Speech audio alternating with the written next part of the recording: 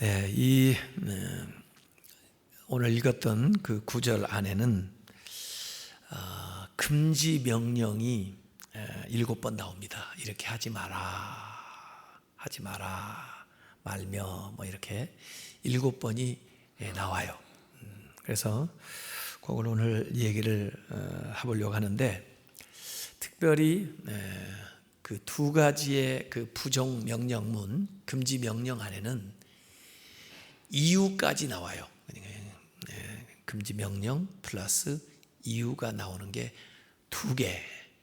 그 다음에 이유는 안 나오고 이렇게 하지 마라 라고 나오는 게 5개 해서 금지 명령이 7개가 나옵니다.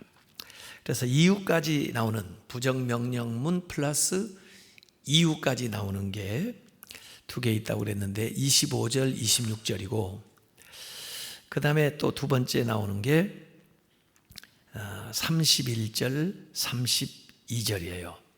그래서 25절 나오고 대저 한 다음에 26절 나오고, 31절 나오고 31절 나오고 대저하고 이유가 32절에 나오고 이렇게 돼 있는데, 그 부정명령문하고 이유가 나와 있는 그걸 먼저 한번 이렇게 들여다보자고요.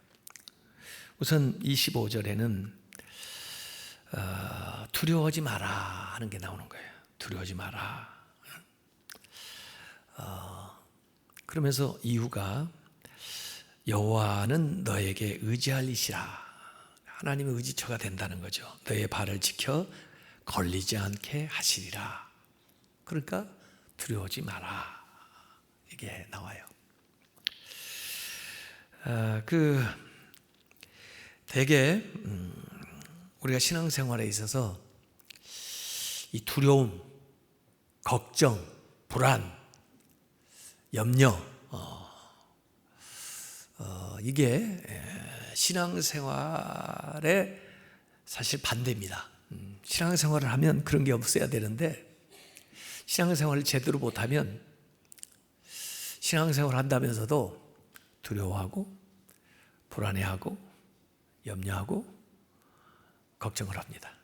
근데 예수님은 두려워하지 말고 기도해라, 두려워하지 말고 믿으라 그러는데도 자꾸 두려워요. 근데 이 두려운 것도 이게 생각인데, 두려워하지 말아야지, 두려워하지 말아야지, 염려하지 말아야지, 걱정하지 말아야지 그러면 더 걱정이 됩니다. 더 염려가 되고 더 무서워지는 거예요. 그러니까 그런 생각이 나면은 그냥 흘러가게 놔둬버려야 돼요. 그걸 붙들으면 안 돼요. 염려를 딱 붙드는 순간 이제 내 머릿속에서 내 마음속으로 쫙 들어오면서 자리를 잡기 시작을 합니다. 더구나 잠자기 전에 두려움이나 불안이나 염려를 딱 하면 이제 밤새 이 집을 짓습니다. 내 안에서.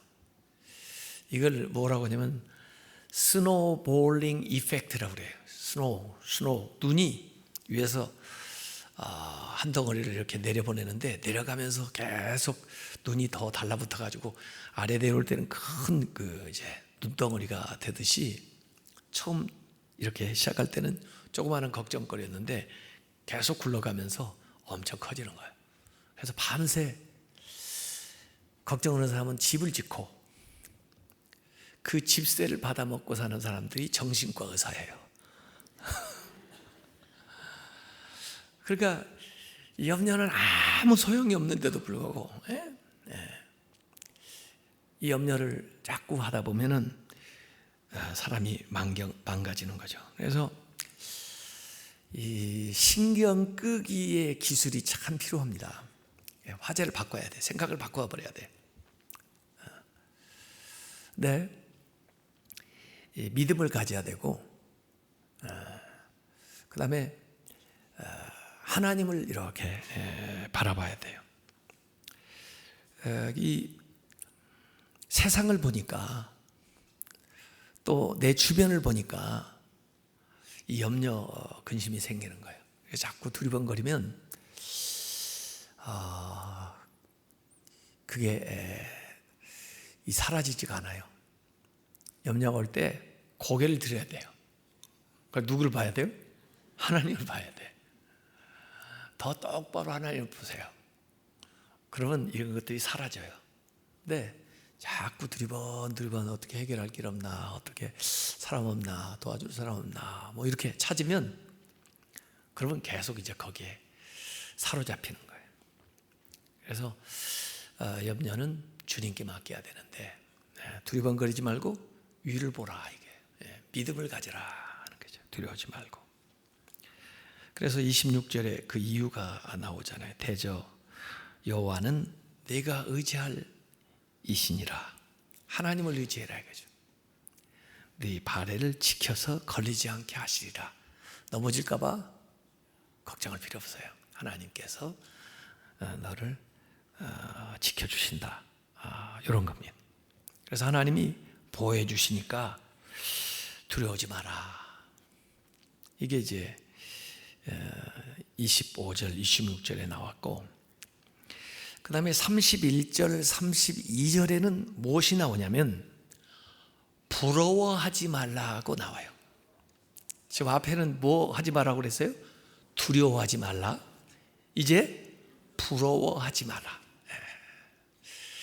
이게 굉장히 저는 중요하다고 생각하는 거예요. 이 두 가지가 우리 인생살이에서.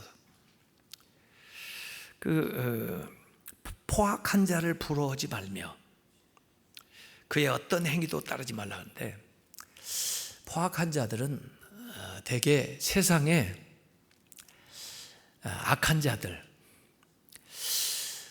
그러면서도 잘 되죠. 그러니까 우리가 볼 때 부러워요. 아니, 안 믿고 사는데 저 사람 왜 저렇게 잘 돼?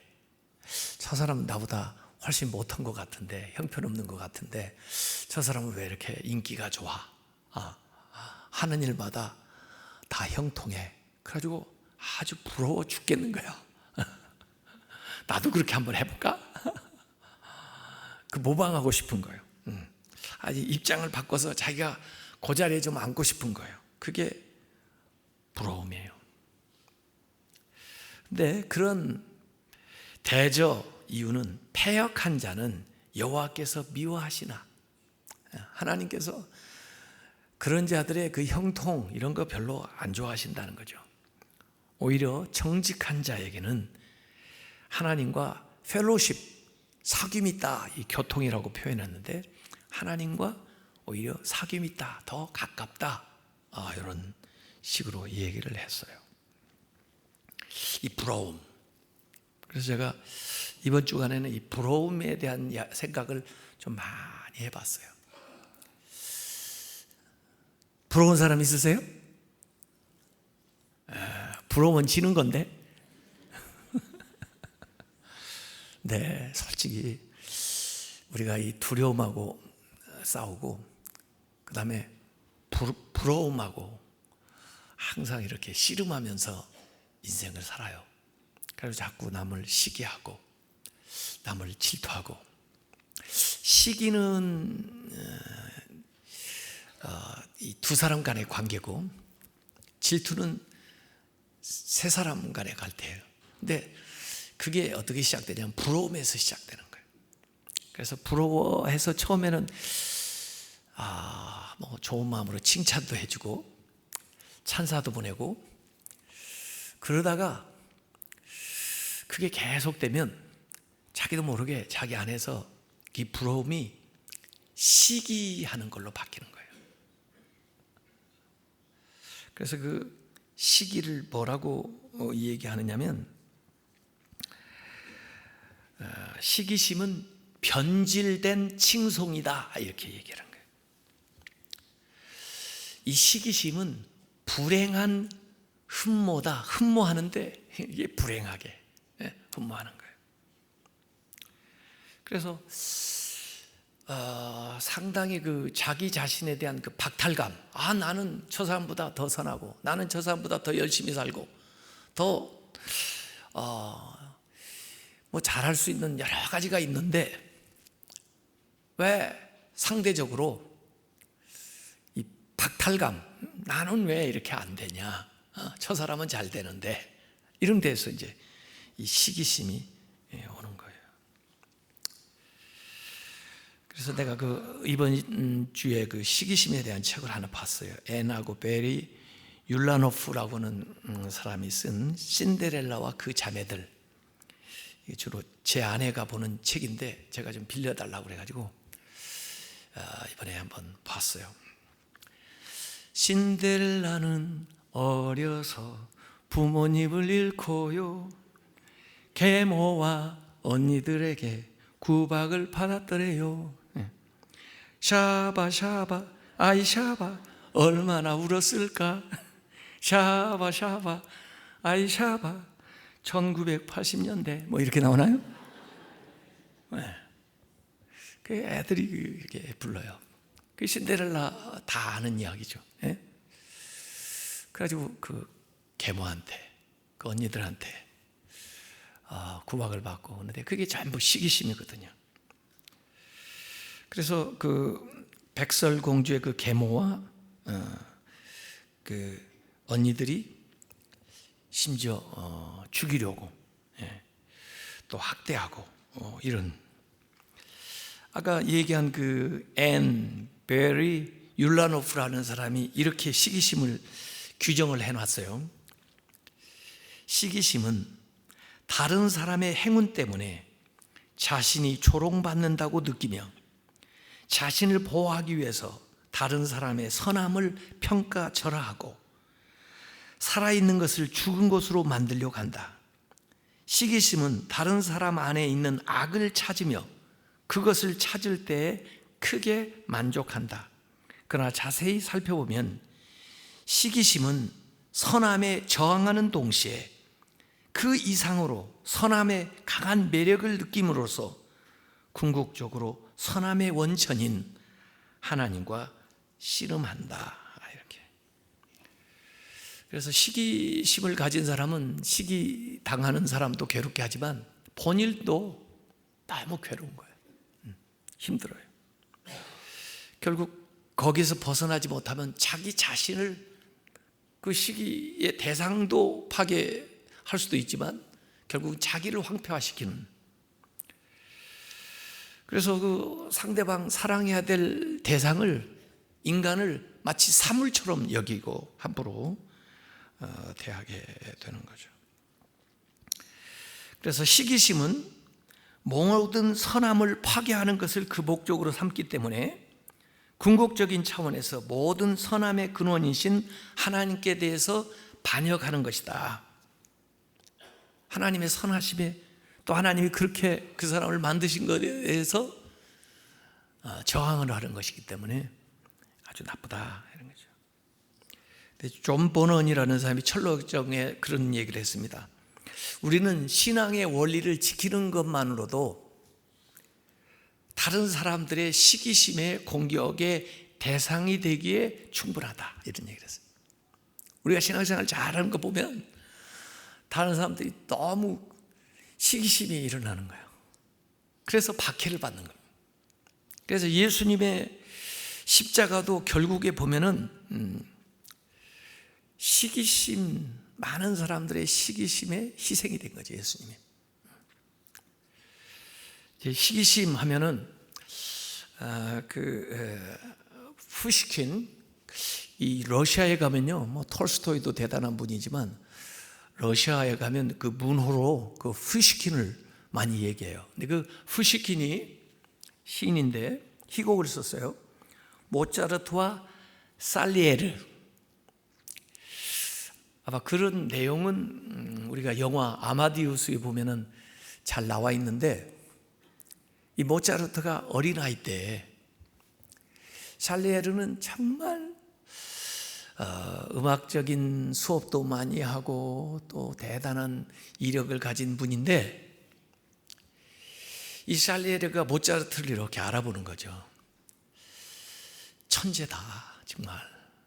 쟤는 별로 노력을 하지도 않는데 어쩌면 저렇게 잘하냐 이거예요. 그래서 처음에는 칭송을 하다가 그게 부럽다가 그 다음에 나중에는 시기심으로 바뀌게 되는 거예요. 그래서 그 샬리에르가 하는 대사가 이런 게 나옵니다. 왜 그토록 사랑과 희생을 바쳐 음악을 섬겨온 사람에게는 이런 천재적인 영감이 찾아오지 않고 어째서 그 천재성이 이런 얼간이의 해골과 멍청이 게으름뱅이의 눈썹 주위에 찾아와 머무는 것인가? 과연 세상에 정의란 것이 있는 것인가? 너 모차르트는 신이다. 너는 그것을 모르고 있지만 나는 알고 있다.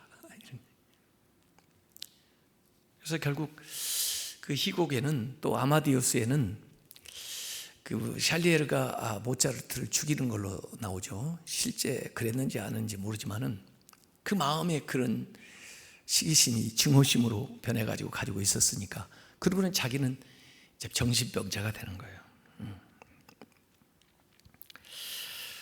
그래서 이 부러움을 갖는 것이 그 시기하고 증오하는 길로 가는 길이기 때문에 부러우지 마라 이거예요. 근데 성경에도 가만히 보면 이 시기심의 죄가 아담 이브 범죄한 바로 다음에 나옵니다. 카인이 아벨을 어떻게 하죠? 죽이죠. 왜 죽여요? 시기해서. 왜? 내 제사는 안 받고 아벨 제사는 받아. 그래가지고 시기심입니다. 왜 사울 왕이 그렇게 파멸해가죠?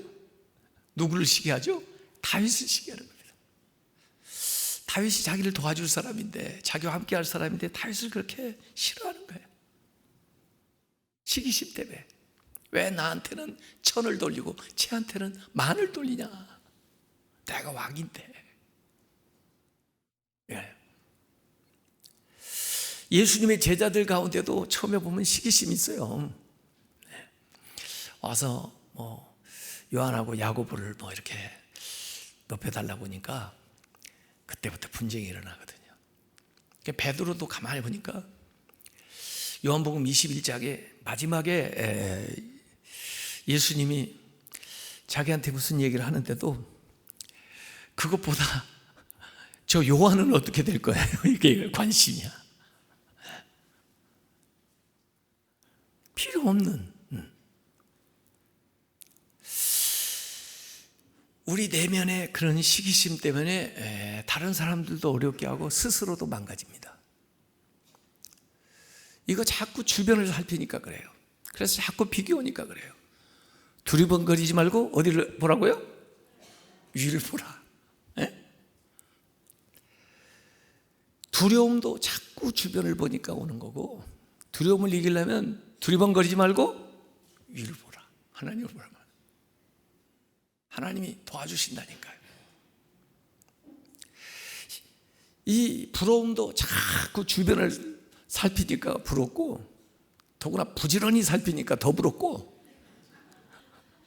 두리번거리지 말고 어떻게 하라고요? 위를 보라. 하나님 보란 말이에요. 하나님을 보면 하나님이 나를 얼마나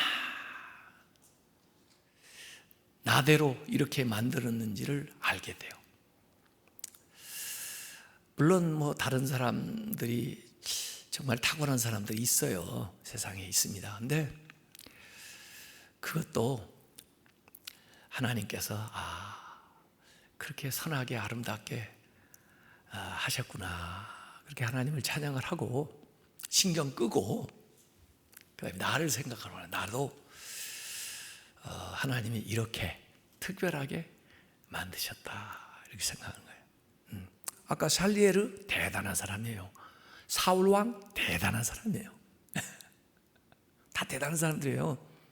자기 자신을 가만히 보면은 자기 자신에게 하나님이 주시는 음성을 이렇게 들어보라고요.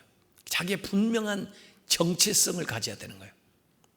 근데 저는 정말 예수님의 공생애에서 예수님이 들었던 그 음성, 이게 굉장히 중요하다고 생각을 하는데, 예수님이 세례받고 올라오실 때, 또 예수님이 변화산에서 이렇게 제자들이 있는 가운데 이 음성이 들렸는데, 위로부터 하나님이 들려주는 음성이에요. 너는 내 사랑하는 자요, 내 기뻐하는 자다. 요거예요.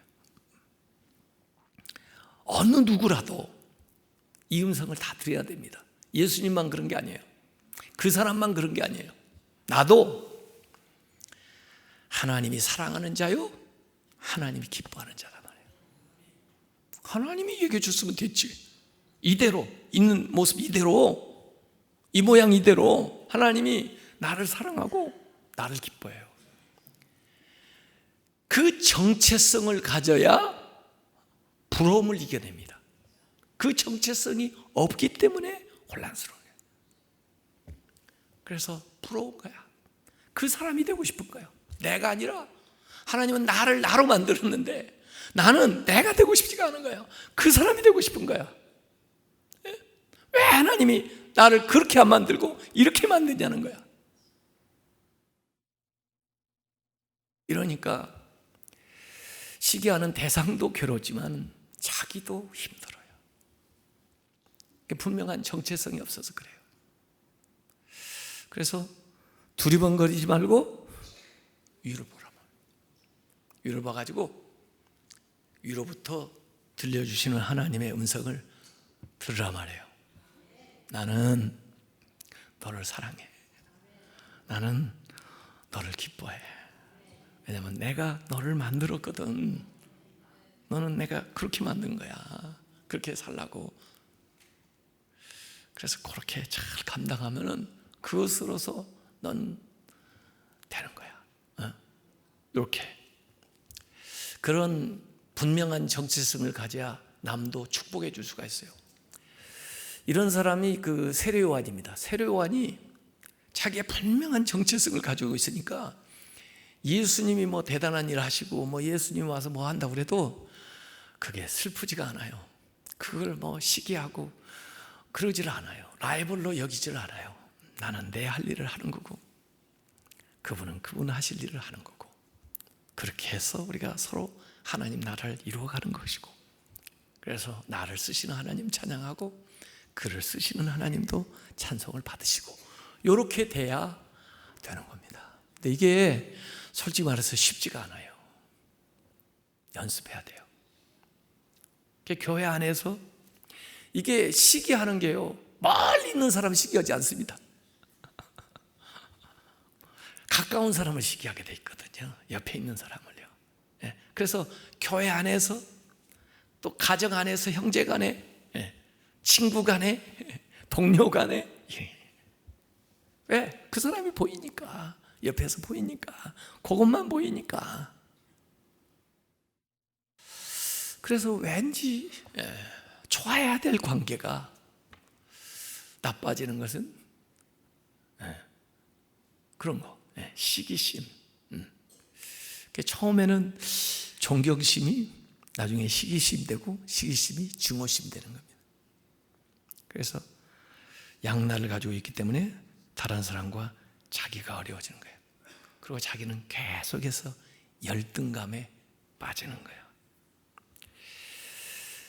고부간의 갈등도 가만히 보면 그런 면이 많습니다. 고부간에도 며느리하고 자꾸 서로 시기하는 거예요. 그러면 안 돼요. 자, 그래서 거기에 대저하고 이유가 나왔는데, 근데 사실은 이 32절부터 대저가 그 32절만 나오는 게 아니고 이어져요. 32절, 33절, 34절, 35절까지 다 이어지는 거예요. 그래서 그 짝이 있어요. 32절부터 이렇게 짝이 있어요. 짝. 32절 가만히 짝을 찾아보세요. 패역한 자는 여호와께서 미워하시나. 패역한 자하고 반대는 정직한 자예요. 정직한 자는 그 하나님과 교통하심이 있다. 하나님하고 사귐이 있다 그 말이에요. 그러니까 지금 패역한 자, 정직한 자가 완전히 대조적이죠. 패역한 자는 하나님 미워하시고 정직한 자는 하나님과 사귐이 있다. 그 다음에 33절 악인의 집, 의인의 집 대조적이죠. 악인의 집에는 여호와의 저주가 있거니와 의인의 집은 복이 있느니라. 이렇게 대조적인 거예요. 그 다음에 진실로 그는 거만한 자는 비웃으시고, 거만한 자의 대조적인 건 겸손한 거죠. 교만한 거 대조는 겸손한 자는 은혜를 베푸시느니라. 그 다음에 35절 지혜로운 자는 영광을 기업으로 받거니와 미련한 자는 수치가 되느니라. 이렇게 나와요. 수치를 당한다. 근데 난 그 미련한 자의 영달함은 수치가 돼. 이 번역을 왜 이렇게 하는지 모르겠어. 미련한 자는 수치를 당하느니라. 그렇게 말하면 되는 걸. 영달함은이 무슨 말이에요 도대체. 그래서 이상한 말들을 이렇게 가끔가다 끼워 넣는단 말이에요. 그래서 이게 대조적인 게 나와요. 패악한 자 되고 싶은 사람 아무도 없겠죠. 정직한 자, 하나님과 교통하고, 의로운 자, 복을 받고 하나님의, 겸손한 자, 하나님 은혜를 베풀어 주고, 지혜로운 사람은 영광을 기업으로 받게 된다. 이게 아까 이 부러움하고 시기심하고 이게 관련되어 있는 대목으로서 쫙 나오는 거예요. 그러니까 굉장히 중요한 얘기란 말이에요. 이렇게 남을 부러워하다가 시기하다가 증오하게 되면은, 그리고 열등감 갖게 되면은 이런 사람 되는 거예요. 패역한 자 되고, 악인의 집이 되고, 거만한 자가 되고, 미련한 자가 되는 거예요. 그런 사람들은 전부 거기 짝이 되는 이것들이 따라오는 거예요. 예?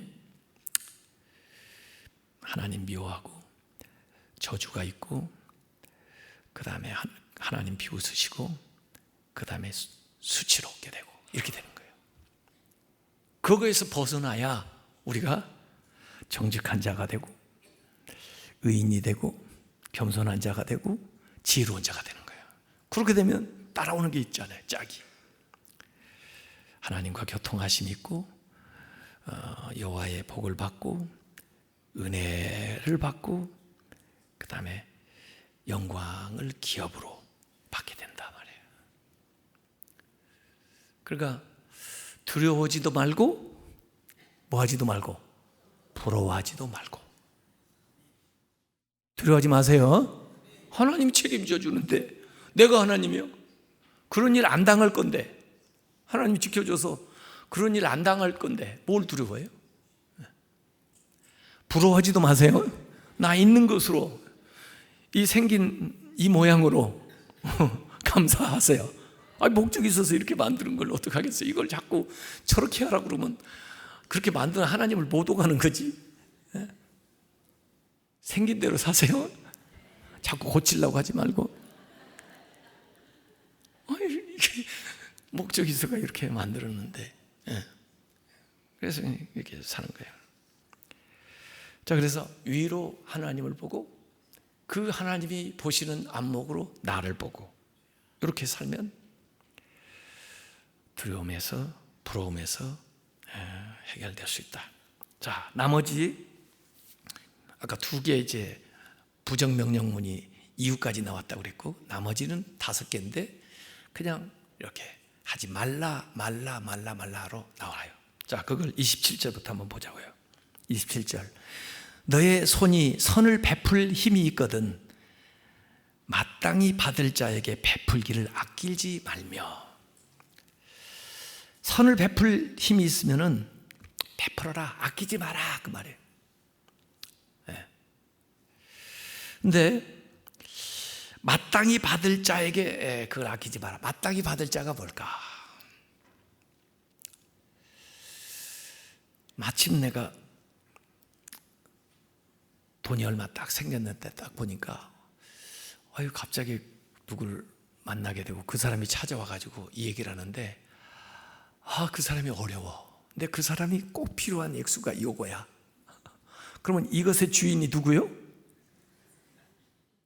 누구 주라고 준 거예요? 잘 모르세요? 그 사람이 주인이요. 그게 마땅히 받을 자야. 이것의 주인이 그 사람이라니까. 그러니까 내가 전달을 해줘야 되는 거예요. 그게 마땅히 받을 자에게 주는 거예요. 그래서 왜 나한테 이걸 이렇게 주세요? 아니, 당신이 주인이야. 보니까, 기도해 보니까 당신 거래. 하나님이. 그래, 그게 마땅히 받을 자란 말이에요. 그래서 그러면 나는 뭐예요? 아유, 내가 베풀 수 있음에 감사하는 거죠. 내가 그 복의 통로가 된 것에 감사하는 거지 뭐. 하나님이 하고 많은 사람 중에서 나를 통해서 이 사람을 이렇게 축복을 하시는군요. 제가 그렇게 쓰임을 받는군요. 그렇게 생각하면 되는 거죠 뭐. 그래서 아끼지 마라. 그 다음에 28절에 내게 있거든 이웃에게 이르기를 갔다가 다시 오라 내일 주겠노라 하지 말며. 우리는 말이에요, 왜 돈이 있으면은 그걸 좀 며칠이라도 더 갖고 싶어져. 갖고 있고 싶죠. 그걸 갖고 싶어요. 자꾸 좀 얘가 자꾸 나가려고 좀 있으시는데 아예 안 돼. 좀 나하고 좀 더 같이 있어야 돼. 자꾸 갖고 있어요. 근데 갖고 있을수록 저 사람은 지금 필요한 사람인데 내가 안 준다는 것도 아니고 주겠다는 건데 며칠 좀 있다가 주는 사이에 그 사람은 점점 어려워지는 거예요. 저는요, 구제는 빨리 해줘야 된다고 봅니다. 이게 긴급 상황이거든요. 긴급 상황은 빨리 해결을 해줘야 기회 비용이 덜 들어가지, 지날수록 더 망가집니다. 저 사람이 더 힘들어지고 나중에는 더 많이 들어갑니다. 그래서 신속하게 주라 이거예요. 신속하게 줘야 되는데 안 주고 있으면요, 저는 돈이라는 게 원래 돌고 도니까 돈이지, 그걸 안 돌게 하면 지가 돌아버립니다. 그래서 돈입니다. 근데 이 돈이 나갈 기미가 보이면요, 축복을 해서 빨리 보내야 이 돈도 성격이 있어요. 돈이 성격 있는 거 아세요? 돈도 다 성격이 있어요. 어떤 돈이냐를 잘 보고 받아야지. 나쁜 성격의 돈을 받으면 돈만 들어오는 게 아니고 재앙이 들어옵니다. 돈의 성격을 잘 보고 받을 거냐 먹을 거냐 말 거냐를 다 결정을 해야지. 근데 이 돈이 성질이 있어요, 이게. 그래서 얘를 진짜 좋은 데 쓸 때 탁 보내주면 얘가 나가가지고 소문을 내는데, 야야야, 쟤 어떤 애를 내가 만났는데 야, 보통 사람이 아니야. 그 집에 가면 좋아. 그래가지고 얘가 돈을 몰아가지고 들어옵니다. 그래서 부자가 되는 거예요. 그게 진짜 부자예요. 그래서 돈은 내가 따라가면은, 돈은 네 발 달린 짐승이라 우리가 못 따라가요. 죽어요. 돈 따라가다가는 죽습니다. 근데 진짜 돈 버는 사람들은 와서 돈이 척척 붙더라고. 돈이 따라오는 거야, 돈이. 근데 왜 따라오나 보니까 소문이 잘 났어, 돈들한테. 그리고 돈들이 소문을 내가지고 대고 들어와. 지만 들어오는 게 아니고. 그래서 이상하게 돈을 벌더라고 보니까요. 그러니까 누구를 도와줘야 된다, 그런 마음이 딱 먹었으면 신속히 도와줘 버려야지. 좀 며칠 놓고 보자 그러는 사이에 마음이 변하고, 그런 사이에 저 사람은 더 망가지고, 그런 사이에 이 돈이 나가고 싶어가지고요, 좀 있으셔서 결국 안 나가는 줄 아세요? 나갑니다. 사고 치고 나갑니다. 이상하게 안 나갈 때 돈이 나가버리는 거예요. 그러니까 사고 치고 나가기 전에 아예 좋은 마음으로 보내줘요. 그러면 걔가 다시 들어옵니다. 그럴 때는 친구들을 몰고 들어옵니다. 그래서 여기 미루지 마라. 기다리는 동안 이거 내가 뭐 해준다고 그러고 오랫동안 안 해주면요, 상대방을 뭐 하는 거냐면요, 이걸 요새 희망 고문이라고 그럽니다. 희망 고문. 준다고 했기 때문에 기다리잖아요. 희망하고 있잖아요. 그런데 안 해주잖아요. 그러니까 그 기간 동안에 희망을 내려놓을 수도 없고 희망을 가지고 있는데 아직 실현은 안 되고 그래 고문을 당하는 거죠. 그러면 얼마나 그 사람이 굴욕감을 느끼겠어요. 그래서 하려고 했으면은 주라, 선행을 미루지 마라. 못하면 못한다 그러고, 형편이 이렇게 돼서 다 내가 알아보시라 그러고, 내가 기도는 해드리겠다 그러고, 할 힘이 있으면 해라. 이게 이 부자와 나사로 비유가 성경에 나오잖아요. 부자가 뭐 잘못한 게 거기 나옵니까? 뭐 특별하게 잘못했다는 얘기가 없어요. 그런데 잘한 것도 없어요. 그러니까 뭐냐면 아무것도 안 한 죄야.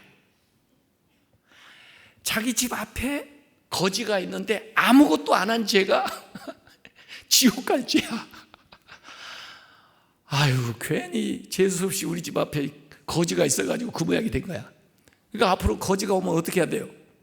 이사를 가버리든지 그 사람을 다른 집에다 갖다 옮겨 놓아버리든지 그래야지, 그걸 놔두고 안 도와준다. 이건 진짜 힘든 거예요. 자기도 얼마나 힘들까요? 오며 가며 그걸 보면서 도와주고 싶은 마음을 막아야 되니까 얼마나 자기가 완악해질까요? 그러니까 지옥 가는 거예요. 이 방관자, 이웃이 공경에 처했을 때 방관자, 이거 안 좋다는 거죠. 행하지 않음으로써 짓는 죄. 홍종명이라고 하는 시인이 무엇인가를 하지 않음으로써의 폭력이라는 아주 짧은 시를 썼어요.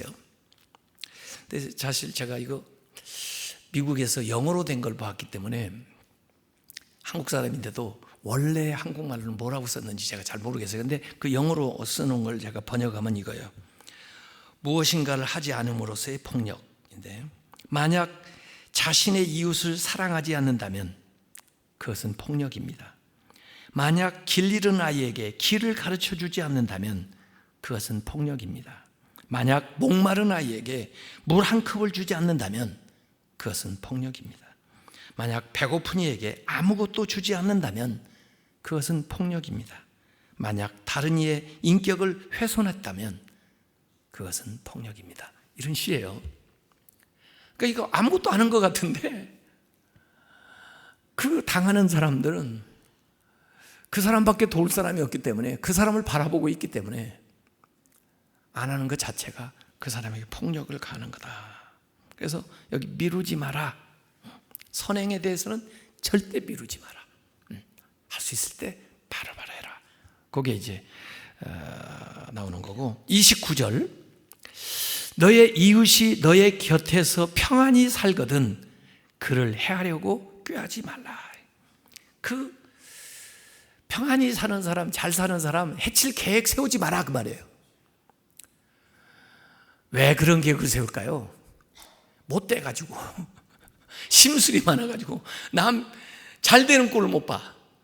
그래가지고 아주 그냥 이상한 말을 만들어내고 또 뭐 아주 심술을 부리고 그래가지고 그를 해친단 말이에요.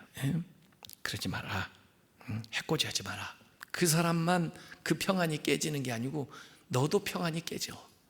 그래가지고 그 다음에 30절, 사람이 너에게 악을 행하지 아니하였거든 까닭 없이 다투지 말며. 다투지 마라 그 말이에요. 근데 여기 좀 조건이 있는 것 같아요.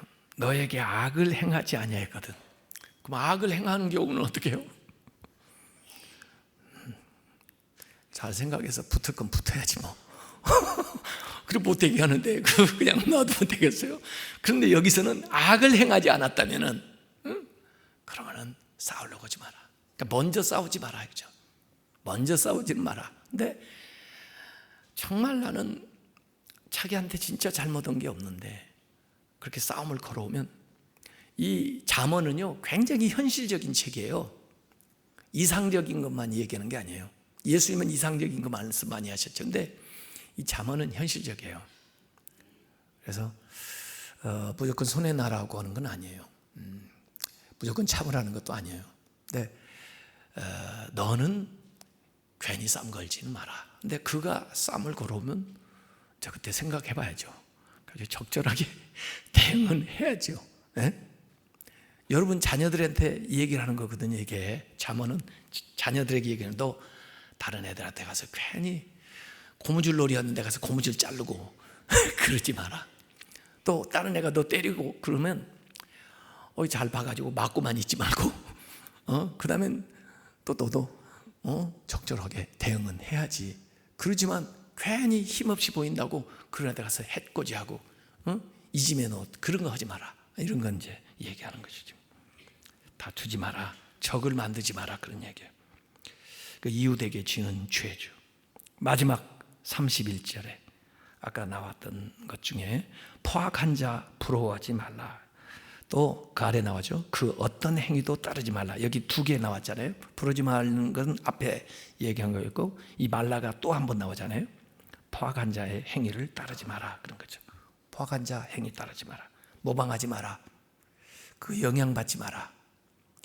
애들이 어렸을 때는요, 자기 스스로 잘못을 한다기보다도 남이 하는 잘못을 모방을 해가지고 모방 범죄를 하고 또 자기보다 영향력이 있는 애를 따라다니다가 잘못하다가 따라서 해가지고 잘못하는 경우가 어렸을 때는 있어요.